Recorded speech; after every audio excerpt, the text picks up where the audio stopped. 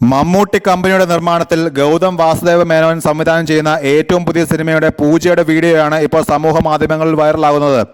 പൂജയ്ക്ക് ശേഷം മമ്മൂട്ടി അടുത്തേക്ക് വിളിച്ച് കുശലം ചോദിക്കുകയും പിന്നീട് അദ്ദേഹത്തിന്റെ കാൽ തൊട്ട് വണങ്ങുകയും ചെയ്യുന്ന ആ പയ്യൻ ആരാണ് എന്നാണ് സോഷ്യൽ മീഡിയ അന്വേഷിക്കുന്നത്. ഈ ചിത്രത്തിന്റെ സ്റ്റിൽ ഫോട്ടോഗ്രാഫർ ആയ അജിത് കുമാർ PS ആണ് ആ യുവാവ്.